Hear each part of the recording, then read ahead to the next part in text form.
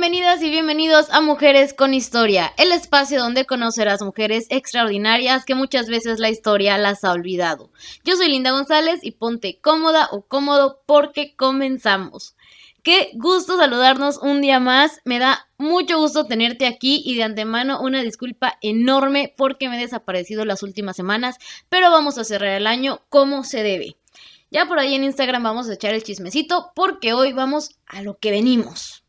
El día de hoy vamos a hablar de una mujer increíble, de esas mujeres que dejan su huella en la historia y que normalmente hablamos de mujeres que ya murieron, pero con ella sería la segunda vez que hablaremos de una mujer con la que tenemos la fortuna de vivir en la misma época y seguir siendo testigos de su paso por el mundo y la historia.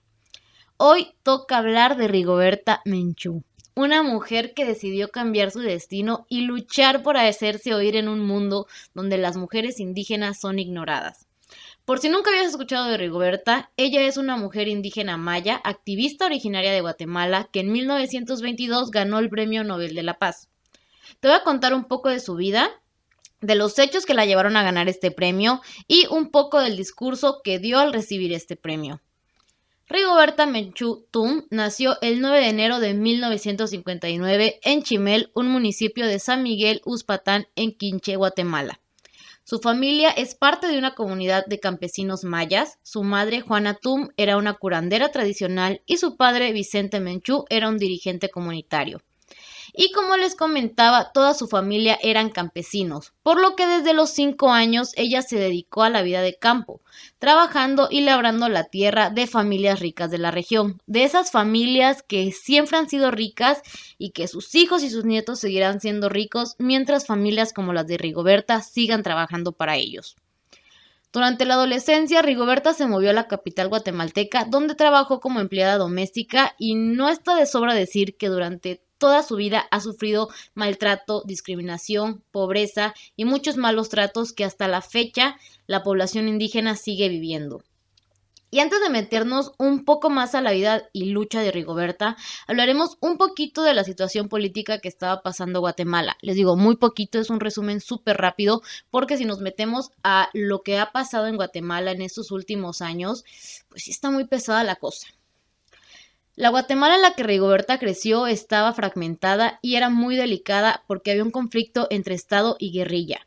La guerrilla se dedicaba, o más bien intentaba mejorar la justicia social y las condiciones de la población indígena. Al ser una organización muy popular, se le empezó a salir de las manos al gobierno y este decide tomar acciones muy fuertes. ¿Y cómo actúa un gobierno latinoamericano cuando algo no le gusta? Así es, con mucha violencia, represión y tremendas violaciones a los derechos humanos. Y como estas guerrillas estaban en su mayoría formadas por población indígena, el Estado comenzó a exterminar a la población maya. Y sí, sé que exterminar es una palabra muy fuerte, pero es que lo estaban haciendo, ni cómo cambiar los hechos. Hasta el día de hoy los guatemaltecos siguen luchando para que el Estado reconozca todas las atrocidades que cometieron en esa época y sobre todo se puedan reparar los daños. Regresando a Rigoberta, tanto ella como su familia sufrieron muy de cerca el genocidio del gobierno. Tristemente, la violencia llegó a la familia de Rigoberta. Su hermano mayor fue torturado y asesinado por militares y su madre fue secuestrada y asesinada y al final su padre fue quemado vivo durante una protesta en la Embajada de España. Imaginen todo lo que Rigoberta sintió en ese momento al perder a toda su familia de esa forma, cuánto enojo y frustración debió de sentir y sobre todo al darse cuenta que lo que ella estaba viviendo no era un caso aislado, era lo que estaba viviendo todas las familias a su alrededor, todo lo que la gente con la que había crecido estaba viviendo en ese momento. Además de los horribles actos ocurridos a su familia, su pueblo fue destruido, al grado de que, es que se me cortan las palabras, al grado de que al final solamente quedaron 12 habitantes. Imagínense eso, 12 habitantes en un pueblo. Con todo esto, no es ninguna sorpresa que Rigoberta decidiera comenzar a alzar la voz y lo fue haciendo poco a poco. En 1977 comenzó su acercamiento al Comité de Unidad Campesina, al cual hasta 1979, 2 años después, se unió formalmente. Y como las cosas seguían bastante tensas entre Estado y guerrilla, el gobierno comenzó una campaña contra cualquier sospechoso que formara parte de algún grupo armado. Y como ya lo hemos hablado, estas campañas no eran para nada amistosas y temiendo que Rigoberta tuviera el mismo fin que su familia, decide exiliarse en México, país al que logra llegar en 1981. Y al ser una perseguida política en su país, llega a México tratando de buscar a alguien que la escuche, abrirse una plataforma para que todos sepan lo que estaba pasando en Guatemala. Llegando a México, no perdió ni un minuto en su lucha, ella sigue levantando la voz, comienza a denunciar las terribles situaciones que la población indígena está sufriendo y poco a poco empieza a ser escuchada. La historia de Rigoberta se hacía más conocida en la comunidad internacional al grado de que comenzó a ayudar a elaborar la Declaración de los Derechos de los Pueblos Indígenas para la ONU y comenzó a tener un impacto grandísimo, demasiado grande, que se le invitó a formar parte de la 35ª Asamblea General de las Naciones Unidas, de la cual formó parte en 1982, donde incentivó y apoyó la creación de la Subcomisión de Prevención de las Discriminaciones y Protección de las Minorías. O sea, Rigoberta se fue a las grandes ligas. Nomás para que se den una idea del impacto que estaba teniendo Rigoberta en esa década. Ese mismo año y hasta el día de hoy, o sea, desde 1982 hasta 2021, Rigoberta sigue asistiendo a las sesiones de la Asamblea General, donde siempre denuncia las arbitrariedades de los gobiernos contra los pueblos indígenas y asimismo pide a los Estados miembros que sigan su lucha por los derechos indígenas. Un año después de esto, Rigoberta publicó su libro Me llamo Rigoberta Menchú y así me nació la conciencia. No, es que el título para mí es hermoso.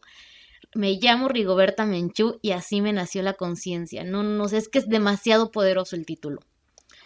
Con todo esto que estaba haciendo, con todo el alcance que estaba teniendo, toda la comunidad internacional la estaba volteando a ver, estaba notando lo que estaba pasando en Guatemala y no es ninguna sorpresa que para 1992 Rigoberta recibiera el Premio Nobel de la Paz, que para ese año era la primera mujer indígena en recibirlo y la más joven. ¿Qué impacto e importancia tuvo Rigoberta en ese año? Al día de hoy, la mujer más joven en recibirlo es Malala Yousafzai, de quien ya tenemos un episodio muy completo, búsquenlo, está más abajo.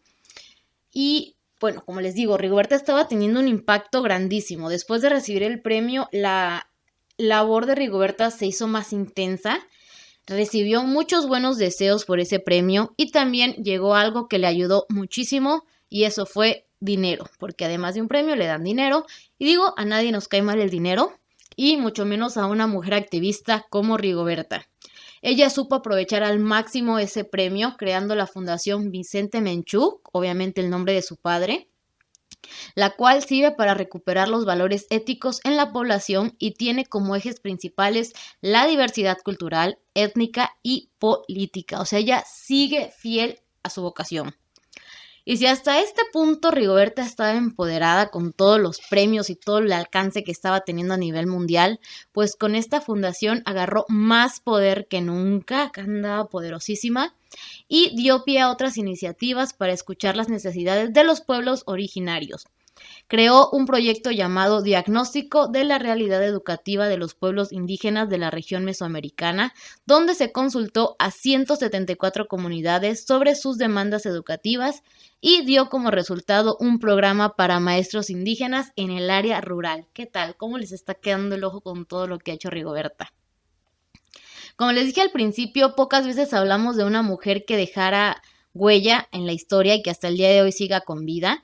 Y este es el caso de Rigoberta Menchú, que no solo dejó huella, sino que sigue luchando por la justicia social en Guatemala.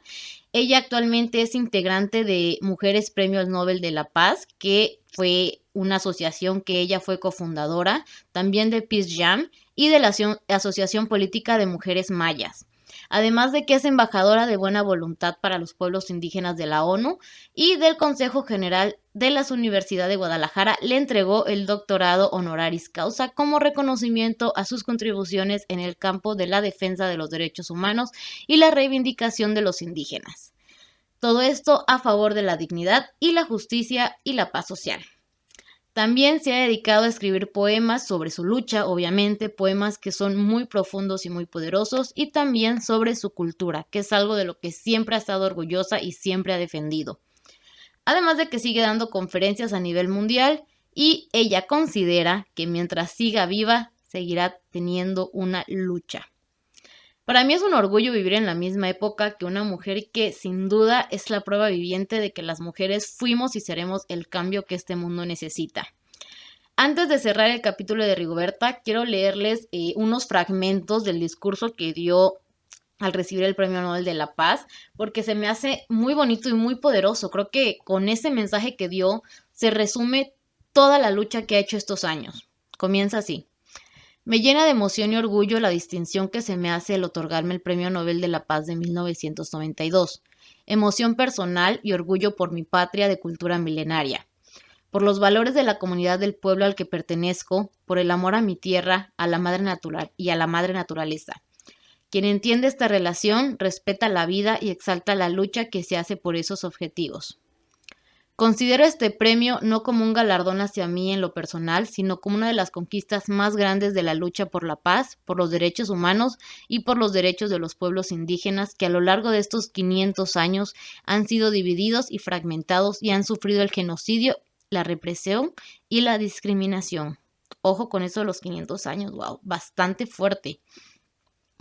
Este premio Nobel significa un portaestandarte para proseguir con la denuncia de la violación de los derechos humanos que se cometen contra los pueblos en Guatemala, en América y en el mundo, y para desempeñar un papel positivo en la tarea que más urge en mi país, que es lograr la paz con justicia social.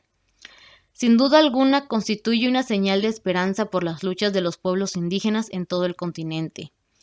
También es un homenaje para los pueblos centroamericanos que aún buscan su estabilidad, la conformación de su futuro y el sendero de su desarrollo e integración sobre la base de la democracia civil y el respeto mutuo. Y para mí esta es la parte que me deja, wow, se me hace muy fuerte, muy cruel, pero también muy real. El significado que tiene este premio Nobel lo demuestran los mensajes de felicitación que me llegaron de todas partes, desde jefes de estados, casi todos los presidentes de América, hasta las organizaciones indígenas y de derechos humanos, de todas partes del mundo. De hecho, ellos ven en este premio Nobel no solamente un galardón y un reconocimiento a una persona, sino un punto de partida de arduas luchas por el logro de esas reivindicaciones que están todavía por cumplirse. En contraste, paradójicamente, fue precisamente en mi país donde encontré por parte de algunos la mayor objeción, reservas e indiferencias respecto al otorgamiento del Nobel a esta India quiché. Tal vez porque en América sea precisamente en Guatemala en donde la discriminación hacia el indígena, hacia la mujer y la resistencia hacia los anhelos de justicia y paz se encuentran más arriesgados en ciertos sectores sociales y políticos. Con profundo dolor, pero con satisfacción por otra, hago del conocimiento de ustedes que temporalmente el Premio Nobel de la Paz 1992 tendrá que permanecer en la Ciudad de México y vigilar la paz en Guatemala, porque no hay condiciones políticas en mi país que me permitan autorizar una pronta y justa solución. Wow, de verdad fuerte.